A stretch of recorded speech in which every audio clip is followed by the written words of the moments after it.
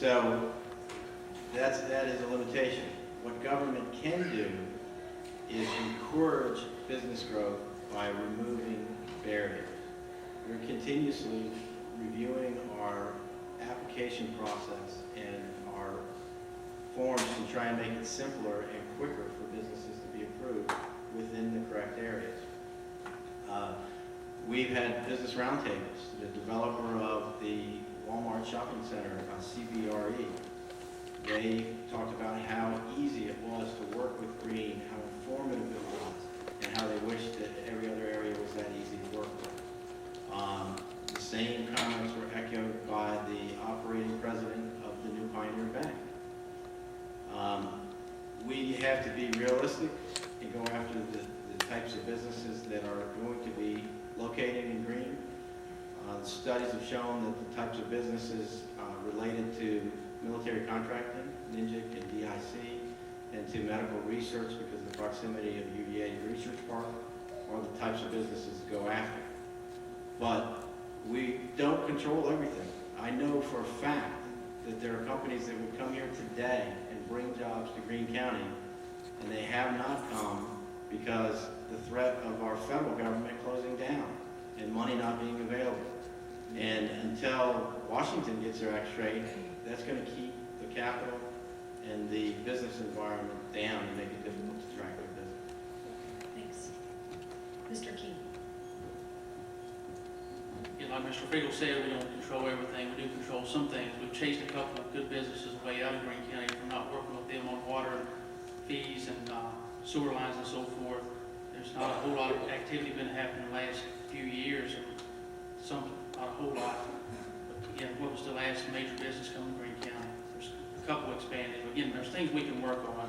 We can improve the infrastructure. Again, water impoundment is a must.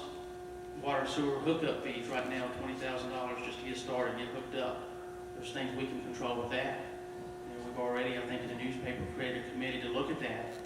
You know, how long is it going to take? Let's get the committee going. Let's roll with it and invite those businesses to come here. We'll work with them. I won't invite you, but if somebody's paying you payments, would you not rather have payments or zero income coming in a month? Let's say, pay me the payments. Let's lower the rates. Let's keep them the same. Pay payments, whatever it takes. Let's work. Let's create the committees. Let's get to work. We presented a crime prevention community program to the board, I guess, a couple months back. A little hesitation. We finally got it passed. But the state will come in here and pop up a couple signs. Greene County Certified Crime Prevention. One of the 13th locality in the state of Virginia. ISO ratings, we need to get those down. A lot of businesses won't come here because of that. You know what they are, insurance services office. You know, your homeowner's insurance. Everybody needs money in their pocket. Jobs. I'm happy when I got money in my pocket. I don't know about you, but you can check with the insurances. Get the businesses to check on their insurance, how high it is to come to Greene County. There's different things we can do, and again, working with the fire department, rescue, increasing these volunteer efforts. Again, rewarding some of the behavior that's going on. These candidates have mentioned some good ideas tonight. A lot of good facts have come out. We did a lot of great things. You know, these people should be commended for their service. It's not what it's about. We can improve what's already a good county. We can improve it. And that's what I'm about. Mr. Rogers back there and Verify, we work together to improve things with the state of Virginia. Thank you, Mr. Keene. Ms. Morris. I've heard over and over again at these board meetings, we need the rooftops in Greene County. Well, I did not realize that the Stanardsville district was so big until I start knocking doors. I probably have knocked your door. If not, be guaranteed I'll be there asking to vote. But if you will investigate what's going to happen on Matthew Mill Road, it's houses, apartments, duplexes. I do not believe that Greene County has to be a big room for Charlottesville anymore. We can bring in the revenue once we get our water impoundment in. That's our main goal right now for the citizens of Greene, is to get that water impoundment in. The fees on the hookup is completely too much. I couldn't afford $20,000 to hook up water and sewage in my house. Something's going to have to be done to make it easier on the people coming in. My husband and I were at Denny's one night, and this guy and his wife approached me. I like to build my house at Green Mountain Lake, but I can't afford the $20,000 for hookup fee. And these kind of people, again, we're going to have to do something about this, the hookup fees, because the people just cannot afford it. Back in the day, we depended on the hookup fee because so many people were coming into our county, the contractors, buying up our land, buying up the water hookups, the EDUs. Some hasn't been used yet, but I have called at home during the day, look up on the computer. I have called Home Depot. I have called IHOP, Country Cooking. I have called on my own and represent you as your EDA man, and I'm not getting paid for it. I'm sorry. But no responses. Thank you. Thank you, Mr. Martin. If I understand, Ms. Moore. Oh, I'm sorry. Ms. Moore. I think I got it right this time. Sorry. Mr. Martin. if I understood the question correctly, the questioner was asking whether the assertion of increased revenue through commerce would lead to encouraging growth or to simply increasing taxes. The answer is very easy.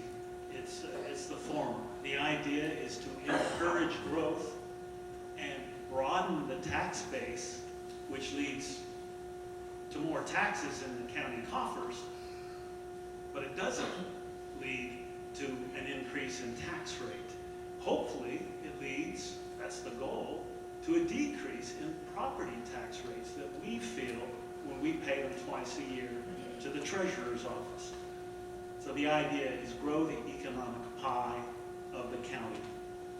Make it bigger so that everyone benefits. Tax rates should be going down for people who pay property taxes. You know, while we're at it, I was really glad that I think I heard all four of us up here say that we're supportive of a water impoundment and a water reservoir. That's going to be essential for that growth. I still don't know how we're going to pay for it, but there's some folks up here who don't want to raise taxes and don't want debt. We all got some putting our heads together on this one. We're going to need a little bit of Mr. Keene's teamwork on this one if we're going to do what the four of us say we want to do. Welcoming these businesses here, we've got some streamlining of our bureaucracy to do. We need a local government, but we need a lean local government. And it's pretty tough on property owners, and it's very tough on some new businesses to come in here and get through, maneuver our system. We need to streamline some of that. I personally believe that the town of Stanardsville has its place in one small sliver of that economic pie that we're talking about. Thanks. Thank you. All right, that concludes the answers on the third question. We've got a fourth one, and the first person to respond on our fourth question is going to be Mr. Keene. The question is, what kind of balance between property rights and rights of eminent domain, I guess more generally government rights, would you strike? Mr. Keene. I'm very favorable of what you can do with your own land. I'm against, however, changing the rules in the middle of a ball game. I talked to several constituents. You know, people, for example, like the other day, the guy wants to put several heads of cattle and goats just behind their house on 3 acres. It's zoned, it has to be 5 acres. You got to talk against that. I'm against the rezoning of an area where people spend $400,000 to $500,000 to $600,000 on a house, and all of a sudden they want low-income housing or workforce housing, whatever it may be. And again, those housing is appropriate for some areas. I'm against an area, a road coming from Food Line over to Deer Lake on Buck Drive, for example. I live there. Some of the areas I'm not near, it's not an issue for me. Again, I'm for those people that own those homes, those rights. I was for the amendment last year, the eminent domain amendment. Again, it needs to be proven that government has a use for that. It's not business. It's not just because someone wants to put up a shopping mall or a gas station, there should be a good common use interest there and appropriate compensation for that. So that's where I stand in general on rezoning, eminent domain. And anytime you talk about taking someone's property or doing something that, again, wasn't there when the initial investment occurred from the neighbors, I'm totally against. We realize we have to have the economic growth and so forth, but again, we need to work with our landowners, and again, we've got a constitution that we need to follow. We've got an amendment in there now, but again, we need to look at that and make sure we abide by that, as well as our U.S. Constitution. We've got a state constitution. We've got other amendments that could possibly erode after time and time if the country keeps going in the pace it's going. So again, we've got to stand up. And as a community, I think Greene County can do that. Thank you. Ms. Morris? I would never vote to take anybody's land for somebody else's own personal use or the county's use. That is your land, you work for it, you pay for it, and no way that somebody can come in and take your land. I've talked to several people, and this eminent domain thing, it's going to be tried to be passed in the state of Virginia. We as citizens, we need to try to find out what's going on, because if we don't put a stop to it, I'm afraid the federal government is going to control us. You know, I don't mean to sit up here and preach to you guys, but our Bible is fulfilling itself. The government is taking more and more control. We the people right now, we can stand up and we can try to get what rights we have left back. But I pray that each and every one of us on November 5th will make a good choice. Make sure what your candidate stands for. Make sure your candidate is for you. Make sure your candidate don't have any agenda in Greene County. Me, I own 2 acres of land and a house. I have a third in my mom's house, and my son owns a duplex down in Walkersville. But be sure that you're not going to have somebody on the board that's going to vote for housing. Again, drive around Greene County, drive on the back roads. We do not need any more housetops right now, not until we get our word down with them. The Board of Supervisors is responsible that you, the people of Greene County, are taken care of. That means if it's a disaster, we have no money. What are we going to do? Thank you. Thank you. Ms. Horton? You know, I think we all pretty much agree on this one. In simple terms, I believe a person should be able to do pretty much whatever the heck he wants to do with his property, and other folks should keep their hands off of it. That said, when a property owner buys that property, he or she is subject to the laws and the ordinances and the covenants and restrictions that he brought that were there when he bought that property. If he has every legal right to try and adjust them and change them, that's his right as well. Eminent domain is tricky. I am generally averse, but let's face facts. Without that, we'd not have a wonderful interstate system across this country. We wouldn't have the Route 33 bypass that cuts through our county, and we wouldn't have the Charlottesville bypass that's going to break ground here one of these days. I do not pretend to be an expert on eminent domain. There are times when it's for the greater good.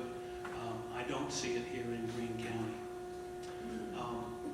You know, I'm bullish on this county, and I believe this county can succeed and be better and more prosperous for all of us. I think I've got the education, experience, skills, and temperament to be a very good supervisor for this county.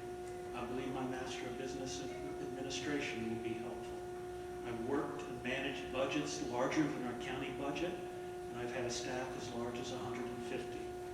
I I've got a reputation for bringing people together, resolving problems in a non-confrontational manner.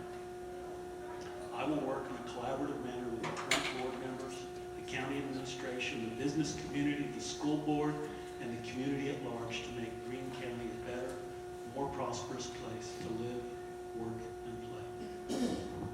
Thank you. And Mr. Freeman.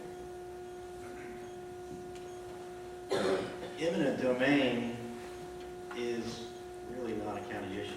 We have to follow the rules of the land, and those rules are dictated by the national government.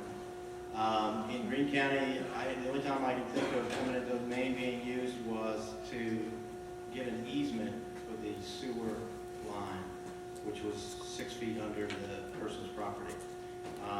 We are already working on water impoundment, and we are purchasing that land, and everyone on the board is committed to purchasing land. Now, that's different from property rights. Property rights, the way it's being referred to tonight, really has more to do with zoning and what you can do with your land.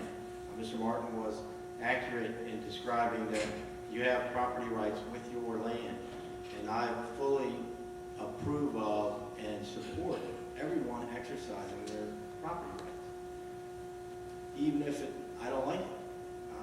If they follow the rules, they meet the ordinances, I will vote yes every time and have voted yes every time. Ms. Morris mentioned earlier that people with money purchase land and build houses on that land that they buy from people. Well, that's the property right. We may not like it, we may not own houses there, but they have that right just the same as we do. Mr. Keene mentioned apartments, workforce housing apartments. The only properties that people are looking at workforce housing apartments in Greene County are zoned for apartments already. If we voted no, if they met the rules and we told them no, then we're taking away property rights. And I will never take away someone's property rights as long as they meet the rules. That's negative to the revenue generating that we want. It's negative towards generating businesses. And that's why I have voted and will continue to vote to support full exercising of property rights. Thank you very much. I'm looking at our time, and I think we've got 7 or 8 minutes left. The next question, I don't want to give it short shrift, so I'm going to go ahead and cut us off here. And thank everyone for attending, and particularly the candidates for sharing all of their information they've used with us. As a reminder, Election Day is November 5th. Please turn out, cast your vote, and look forward to seeing you there. Thank you all so much for coming.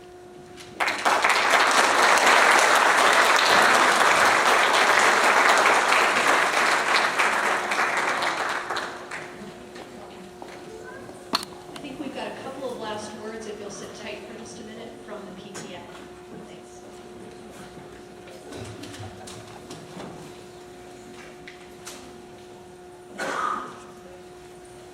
Well, I learned a lot this evening, so I hope y'all did too. I just wanted to thank each and one of you for coming out to participate in this event. The Ruckersville Elementary School PTA hopes to be able to continue to serve our community in this way in the future. I would also like to thank our co-sponsors, the League of Women Voters, not only for their contributions to this evening, but for their steady guidance throughout the planning stages of this event. And a big thank you to all of our wonderful volunteers, without which we could not have done this. We invite all of you to join us in the hall for light refreshments and an opportunity to speak with the candidates. Thank you and have a great evening.